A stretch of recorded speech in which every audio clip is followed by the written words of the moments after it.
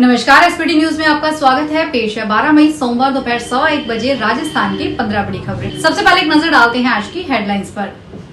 विराट का test cricket से संन्यास। पिछली टेस्ट सीरीज में 25 रन से कम का औसत रहा। 123 टेस्ट लगा चुके हैं 30 शतक। जयपुर आगरा रोड पर प्राइवेट बस ने ऑटो को मारी टक्कर, 2 मरे।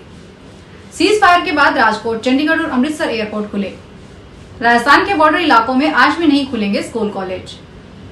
भारत पाक सीज फायर के बाद 2200 अंक चढ़ा सेंसेक्स।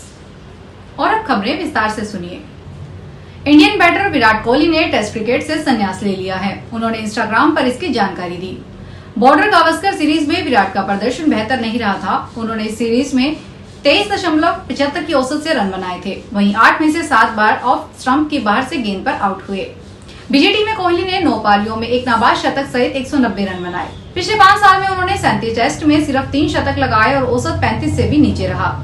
इससे पहले कोहली ने T20 क्रिकेट से संन्यास ले लिया था, लेकिन आईपीएल 2025 में वह जबरदस्त फॉर्म में रहे। उन्होंने अब तक 11 मैच में 505 रन बनाए हैं।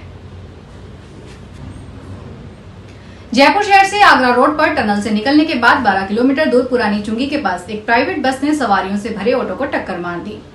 हादसे में ऑटो सवार 2 लोगों की मौत हो गई, जबकि 3 लोग घायल हो गए। घायलों का इलाज जयपुर के सवाई मानसिंह अस्पताल में चल रहा है। बस ईदगाह से बरेली उत्तर प्रदेश जा रही थी। घटना जामडोली थाना इलाके में पुरानी चुंगी के पास रविवार रात 11:30 बजे हुई। जामडोली थाना इंचार्ज सतीश भारद्वाज ने बताया कि गलतागेट थाना इलाके में ईदगाह क्षेत्र से एक प्राइवेट बस रात 11 बजे बरेली जाने के लिए निकली थी। नई दिल्ली, भारत और पाकिस्तान के बीच सीज फायर के तीसरे दिन सोमवार को राजकोट, चंडीगढ़ और अमृतसर एयरपोर्ट खुल गए हैं। एयरलाइंस कंपनी की तरफ से बुकिंग शुरू होने के बाद इन एयरपोर्ट्स पर उड़ानें शुरू हो गई है। सिविल एविएशन अथॉरिटी धीरे धीरे अब सभी 32 एयरपोर्ट्स खोलने की तैयारी में है। भारत और पाकिस्तान के बीच संघर्ष के कारण 9 राज्यों के 32 एयरपोर्ट से 9 से 15 मई तक बंद कर दिए गए थे। मीडिया रिपोर्ट्स के अनुसार एयरपोर्ट शुरू करने के बारे में औपचारिक घोषणा जल्द हो सकती है। राजस्थान के बॉर्डर वाले जिलों बीकानेर, जैसलमेर, बाड़मेर और श्रीगंगानगर में रविवार रात ब्लैकआउट के बाद सोमवार सुबह सड़कों पर चहल पहल है। चाय की थड़ियों पर सामान्य दिनों की तरह लोग चर्चा में व्यस्त देखे गए। एहतियातन आज भी जोधपुर, श्रीगंगानगर, बाड़मेर, बीकानेर सहित बॉर्डर के जिलों में स्कूल, कॉलेज, कोचिंग बंद रहेंगे। वहीं जोधपुर, जैसलमेर, किशनगढ़, बीकानेर एयरपोर्ट 15 मई तक के लिए बंद है। किसी भी तरह की फ्लाइट का संचालन नहीं हो रहा है। भारत पाकिस्तान के बीच सीज फायर की घोषणा के बाद शेयर बाजार में आज बड़ी तेजी है। सेंसेक्स 2200 अंक चढ़कर 81,700 के स्तर पर कारोबार कर रहा है। निफ्टी में भी करीब 700 अंक की तेजी है। ये 24,700 के स्तर पर है। सेंसेक्स के 30 में से 29 शेयरों में तेजी है। Adani ports, Bajaj finance, axis bank सहित 17 शेयर 4.5% तक ऊपर हैं, जबकि अकेला सन फार्मा 5.5% गिरा है। निफ्टी के 50 शेयरों में 47 में से तेजी है। सेक्टोरल इंडस्ट्रीज में रियल्टी ने 4.71, मेटल में 3.40 और सरकारी बैंकों में 2.88% की तेजी है। भारत पाकिस्तान के बीच बढ़ते तनाव को देखते हुए जयपुर के व्यापारियों ने सतर्कता के तहत एक नई पहल शुरू की है। शहर के भीड़-भाड़ वाले बाजारों में अब सायरन लगाए जाएंगे, ताकि किसी आपात स्थिति में लोगों को तुरंत अलर्ट किया जा सके। यह सायरन व्यापारी अपने स्तर पर लगाएंगे, लेकिन इन्हें मॉनिटर जिला प्रशासन करेगा। हर बाजार में एक सायरन लगाया जाएगा। व्यापारियों ने प्रशासन को इसकी सूचना भी दे दी है। शुरुआत में यह सायरन चांदपोल बाजार, रामगंज बाजार, सिंधी कैंप, महेश नगर और टोंक रोड जैसे प्रमुख इलाकों में लगाए जाएंगे। राजधानी जयपुर के सबसे प्रमुख खेल मैदान सवाई मानसिंह स्टेडियम को सोमवार को उड़ाने की धमकी मिलने से पूरे शहर में हड़कंप मच गया। राजस्थान राज्य खेल परिषद को एक अनजान ईमेल के जरिए बम धमकी भेजी गई, जिसमें स्टेडियम को उड़ाने की बात कही गई थी। ईमेल मिलते ही खेल परिषद प्रशासन ने सतर्कता बरतते हुए तुरंत स्टेडियम को खाली करवा दिया। इसके बाद स्थानीय पुलिस, अन्य सुरक्षा एजेंसियां मौके पर पहुंची और पूरे परिसर की गहन तलाशी ली गई।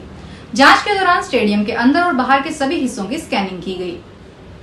इस दौरान स्टेडियम के आसपास के इलाकों में सुरक्षा व्यवस्था बढ़ा दी गई। पुलिस को अब यह पता लगाने में जुटी है कि यह ईमेल किसने भेजा और इसका मकसद क्या था। प्रथम दृष्टया यह मामला साइबर अपराध या मानसिक रूप से अस्थिर व्यक्तियों द्वारा की गई हरकत का माना जा रहा है, लेकिन पुलिस किसी भी संभावना से इनकार नहीं कर रही है। राजस्थान हाउसिंग बोर्ड ने आज जयपुर समेत 4 शहरों में आवासीय योजनाएं लॉन्च की है। इनके लिए आज से ऑनलाइन आवेदन शुरू हो गए हैं। इसमें 8 लाख से 92 लाख रुपए तक की लागत के अलग अलग आय ग्रुप के लिए आवास आवंटित किए जाएंगे। योजना में आवेदन की आखिरी तारीख 11 जून निर्धारित की गई है। हाउसिंग बोर्ड से जारी रिपोर्ट के मुताबिक सबसे महंगी स्कीम जयपुर के मानसरोवर में गुलमोहर अपार्टमेंट नाम से सेक्टर 5 में है। यहाँ 160 फ्लैट्स की स्कीम लॉन्च की गई है। इस स्कीम में HIC वर्ग के लिए 2 अलग अलग साइज के फ्लैट बनाए जाएंगे, जबकि 1570 वर्ग फीट क्षेत्रफल के 100 फ्लैट बनाए जाएंगे। ये स्ववित्त पोषित योजना के तहत होगी। जैसलमेर में भारत पाकिस्तान के बीच सीज फायर के बाद हालात सामान्य होने लगे हैं। बीती रात 7:30 से ब्लैकआउट की घोषणा की गई, जो आज सुबह 6 बजे तक जारी रही। सोमवार सुबह से हालात सामान्य होने लगे और धीरे धीरे बाजार खुलने लगे। लोग अल सुबह ही चाय की थड़ियों पर मंडराते हुए चुस्कियों के साथ चर्चा करते नजर आए। हालांकि ब्लैकआउट की रात किसी भी तरह की हलचल आदि नहीं हुई और शांति से गुजरी। प्रशासन ने लोगों को घरों में रहने और ब्लैकआउट के नियमों की पालना करने की अपील की है। दिल्ली सरकार का दावा है कि उसके पास पानी को साफ करने का इतना बड़ा बुनियादी ढांचा है कि वह दिल्ली में पैदा होने वाले गंदे पानी का 80% साफ कर सकता है। यमुना नदी का महज 2% हिस्सा दिल्ली में पड़ता है और यमुना के प्रदूषण का 80% हिस्सा दिल्ली से मिलता है। यमुना को साफ करने के लिए अब तक 8,372 करोड़ रुपए खर्च हो चुके हैं और इतने ही खर्चे से दिल्ली में 37 सीवरेज ट्रीटमेंट प्लांट बनाए गए और नतीजा है कि देश की राजधानी से गुजरने वाली यमुना नदी देश की सबसे प्रदूषित नदी है। प्रशासनिक अधिकारियों के खाली पदों से जूझ रही राजस्थान सरकार को जल्द ही बड़ी राहत मिलने वाली है। राज्य को 32 नए अफसर मिलने जा रहे हैं, जिनमें से 27 अधिकारी राज्य सेवाओं से प्रमोट होकर IAS और IPS बनेंगे। इनमें 19 अफसर राजस्थान प्रशासनिक सेवा से और 8 अन्य सेवाओं से चयनित होंगे। वहीं राजस्थान पुलिस के 5 अफसरों को IPS के रूप में पदोन्नति मिलेगी। RAS अफसरों का चयन मेरिट और ACR के आधार पर होगा। साफ सुथरी छवि वाले अफसरों की दावेदारी सबसे मजबूत मानी जा रही है। भारत पाकिस्तान के बीच सीज फायर के बाद जोधपुर में हालात सामान्य होने लगे हैं, बाजार खुलने लगे हैं, लोग अपनी दैनिक दिनचर्या पर लौटने लगे हैं। रविवार रात ब्लैकआउट नहीं किया गया। सामान्य होती परिस्थितियों के बावजूद सोमवार को भी सभी शैक्षणिक संस्थान बंद रहेंगे। स्कूल, कॉलेज, कोचिंग संस्थान और विश्वविद्यालयों में छात्रों के लिए अवकाश रहेगा तथा परीक्षाएं भी स्थगित रहेगी। प्रशासन ने कहा कि आगे की स्थिति के अनुसार अगले निर्देश जारी किए जाएंगे। फिलहाल नागरिकों से सतर्क रहने और सुरक्षा नियमों का पालन करने की अपील की गई है। कुंभलगढ़ वन्यजीव अभयारण्य की सांदड़ी रेंज में रात के समय बिना अनुमति के निजी वाहन से घूमने वालों को वन विभाग ने पकड़ लिया।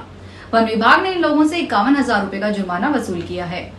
सहायक वन संरक्षक प्रमोद सिंह नरूका और रेंजर जितेंद्र सिंह शेखावत ने बताया कि उदयपुर से कुछ लोग वन्यजीव गन्ना में भाग लेने आए थे। गन्ना रद्द होने की जानकारी मिलने पर वे परशुराम दर्शन करने चले गए। इसके बाद वे वन पथ पर वन्यजीव को देखने के लिए रुक गए। इसी दौरान वन विभाग की उड़न दस्ते टीम ने उन्हें पकड़ लिया। कुंभलगढ़ वन्यजीव अभयारण्य में बाघ पुनर्वास कार्यक्रम के चलते रात्रिकालीन गश्त बढ़ा दी गई है। दिल्ली के इंदिरा गांधी अंतर्राष्ट्रीय एयरपोर्ट ने सोमवार को यात्रियों के लिए नई एडवाइजरी जारी की है। इसमें कहा गया है कि दिल्ली हवाई अड्डे पर सभी कार्य सामान्य रूप से चल रहे हैं, लेकिन कुछ उड़ानों के समय में बदलाव हो सकता है। इंदिरा गांधी अंतर्राष्ट्रीय एयरपोर्ट ने एक बयान में कहा कि दिल्ली हवाई अड्डे पर सभी कार्य सामान्य रूप से चल रहे हैं। हालांकि बदलती हवाई क्षेत्र की स्थिति और नागर विमानन सुरक्षा ब्यूरो द्वारा बढ़ाए गए सुरक्षा उपायों के कारण कुछ उड़ानों के समय में बदलाव हो सकता है और सुरक्षा जांच में अधिक समय लग सकता है। एयरपोर्ट अथॉरिटी ने यात्रियों से अपील की है कि वे यात्रियों से अपनी एयरलाइन से नवीनतम जानकारी प्राप्त करें।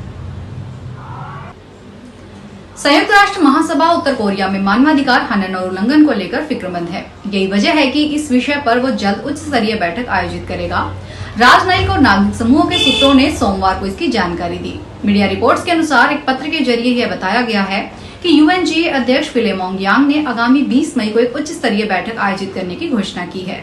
सूत्रों की माने तो इस बैठक का उद्देश्य पिछले साल दिसंबर में अपनाए गए प्रासंगिक UNGA प्रस्ताव पर चर्चा करना रहा है।